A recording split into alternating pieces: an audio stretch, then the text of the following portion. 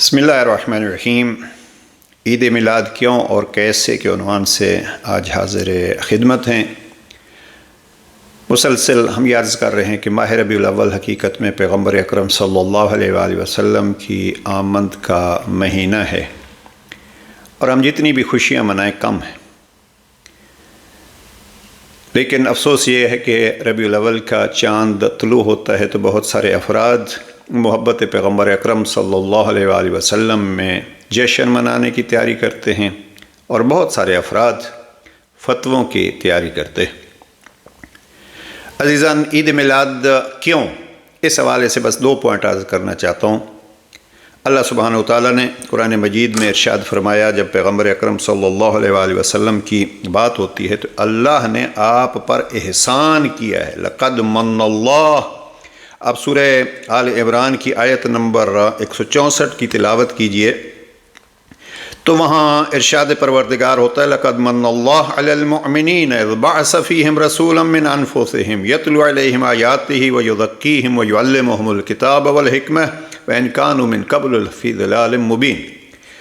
پہلا جملہ ہمارے لیے مورد استدلال ہے۔ ارشاد پروردگار ہوتا ہے کہ اللہ نے احسان کیا ہے ایمان لانے والوں پر جبکہ اس نے ان میں ایک پیغمبر بھیجا۔ پھر آگے پیغمبر اکرم صلی اللہ علیہ وآلہ وسلم کے جو فرائض تھے اور جو ان کی تعلیمات تھی اس کا تذکرہ ہوا۔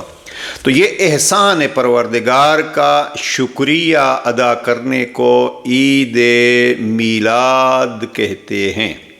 جناب امیر المومنین نے بھی اس لفظ منّا کو استعمال کیا ہے۔ دیکھیے، اگر نہج البلاغہ کا خطبہ نمبر 158 آپ پڑھیں تو آخری حصے میں جناب امیر المومنین فرماتے ہیں، فما اعظم منت اللہ عندنا حین انعم علینا بہ۔ 2 لفظ استعمال کیے، منت اور احسان بھی اور نعمت بھی۔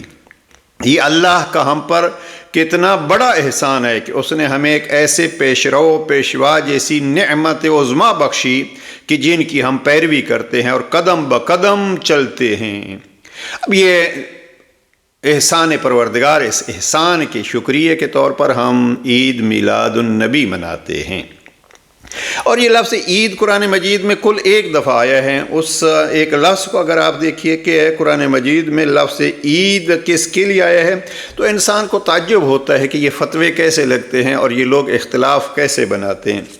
قال عیسی ابن مریم اللہم ربنا انزل علینا مائدۃ من السماء تکون لنا عیدا لاولنا وآخرنا وآیۃ منک وارزقنا وانت خیر الرازقین۔ کہا عیسی ابن مریم نے کہ ہمارے پروردگار اتار ہم پر ایک خوان آسمان سے جو عید ہو ہمارے اگلوں اور پچھلوں کے لیے، اور تیری طرف کی قدرتی نشانی ہو، اور ہمیں روزی عطا فرما، اور تو تمام روزی عطا کرنے والوں میں سب سے بہتر ہے۔ اب ہم اس آیت کی تفسیر میں اور تفصیل میں نہیں جاتے۔ اب اگر کھانا نازل ہو تو ان پہلے والوں کے لیے بھی عید ہو جاتی ہے، بعد والوں کے لیے بھی عید ہو جاتی ہے۔ اگر اتنی ہی رب کی نعمت نازل ہو تو وہ تو عید بن سکتی ہے پہلے اور بعد والوں سب کے لیے۔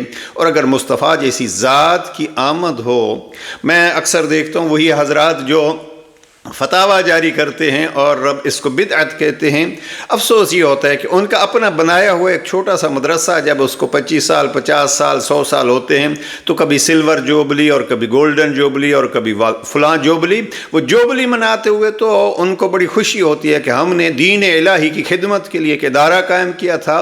اچھی بات ہے، ہم اس کا کوئی انکار نہیں کر رہے، لیکن جہاں ہمارا ایک چھوٹا سا ادارہ جو چند طالب علم پڑھاتا ہے اس کی گولڈن جوبلی منائی جا سکتی ہے، وہ بدعت نہیں بنتی، اور وہ اچھائی کی یاد دہانی اور شکر پروردگار ہے۔ تو آمد مصطفیٰ کا بھی شکریہ۔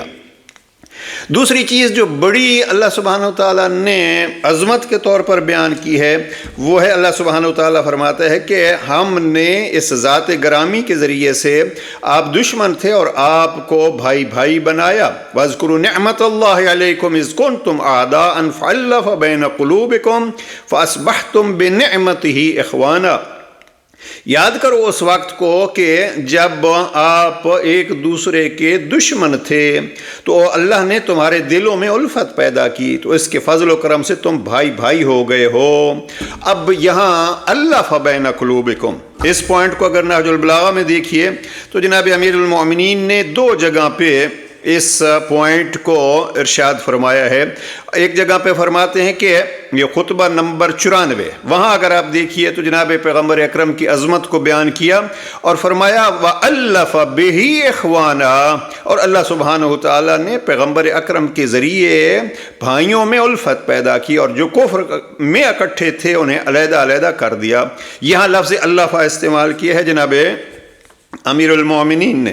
اور اسی طریقے پہ ایک اور خطبے میں اگر آپ جائیے، یہ خطبہ 228 ہے نہج البلاغہ کا، مفتی جعفر حسین مرحوم کا ترجمہ، اس میں پھر جناب امیر المومنین نے لفظ الفا استعمال کیا، الف بہ شمائل بین ذوی الارحام، اللہ سبحانہ وتعالیٰ نے آپ کے ذریعے سے یہ بکھرے ہوئے افراد کو شیرازہ بندی کر دی اور جمع کر دیا، سینوں میں بھری ہوئی سخت عداوتوں اور دلوں میں بھڑک اٹھنے والے کینوں کے بعد خیش و اقارب کو آپس میں شیر و شکر کر دیا۔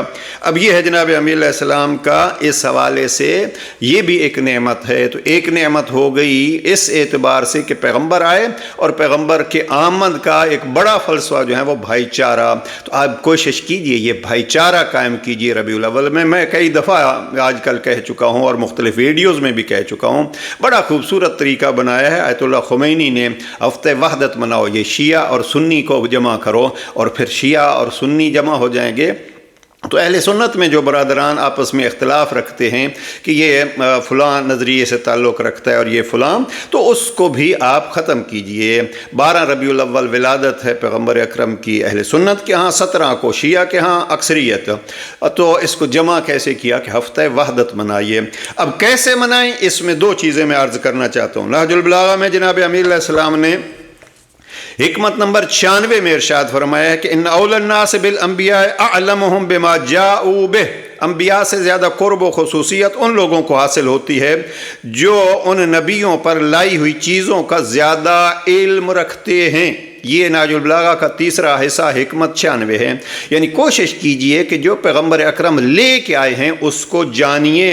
اور لے کے کیا آئے ہیں، اللہ سبحانہ وتعالیٰ نے یہیں جہاں سورہ جمعہ میں یا لقد من اللہ کہا، وہاں بعثت کا مقصد کیا بیان کیا ہے، هو الذی بعث فی الامیین رسولا منہم یتلو علیہم آیاتہ ویزکیہم، اللہ کی کتاب کی تلاوت اور تزکیہ انفاس انسانی، یہ ہے علم جو پیغمبر اکرم لے کے آئے، یہ ہیں وہ تعلیمات جو پیغمبر اکرم لے کے آئے ہیں۔ آئیے کوشش کریں ہم عید میلاد بھی منائیں، اور اس میلاد پہ پیغمبر جو لے کے آئے ہیں، خلاصہ اگر کوئی پوچھے کیا لے کے آئے ہیں پیغمبر اکرم، میں کہتا ہوں عزیزان سب سے بڑی چیز جو اللہ سبحانہ وتعالی نے یہاں ارشاد فرمایا وہ ہے اللہ کی کتاب پیغمبر لے کے آئے ہیں۔ تو تعلیمات پیغمبر اکرم کا خلاصہ اللہ سبحانہ وتعالی کی کتاب اور قرآن ہے۔ لہٰذا جو جشن مناتے ہیں، الحمدللہ جو عید مناتے ہیں، ان کو مد نظر رکھنا چاہیے کہ پہلا کام یہ ہو کہ ہم تعلیمات پیغمبر اکرم سے آگاہ ہوں۔ ہمارے ہاں آج کل ایک بڑا عجب سا سلسلہ بن چکا ہے، ہم ادھر ادھر کے سارے شعراء اور نعت خوانوں کے قصیدے اور نعتیں تو بیان کرتے ہیں، خواہ 13 رجب ہو، خواہ 17 اور 12 ربیع الاول ہو، آپ دیکھیں گے کہ رنگ برنگے قصیدے اور نعتیں تو پڑھی جاتی ہیں۔ اگر توجہ کی جائے، اللہ کے قرآن کو اہمیت دی جائے اور اس پہ عمل کیا جائے، پیغمبر کیا لے کے آئے تھے اور پھر پیغمبر جو لے کے آئے تھے اس کے ساتھ ساتھ پیغمبر نے کیا کر کے ہمیں دکھایا، اگر یہ انداز ہوگا تو پھر یہ حقیقی عید میلاد ہوگی۔ پروردگار ہم مسلمانوں کو آپس میں بھائی بھائی بننے کی ہمت عطا فرمائے، ایک دوسرے کی غلطیوں کو درگزر کرنے اور ان کی بہتر طریقے سے اصلاح کرنے کی توفیق عطا فرمائے، اور جیسے پیغمبر اکرم آئے ہیں اس بھائی چارے کو اور مضبوط فرمائے، اس لیے کہ پیغمبر اکرم کا آج اس دور میں بھی دشمن موجود ہے جو مختلف بہانوں سے توہین کر رہا ہے۔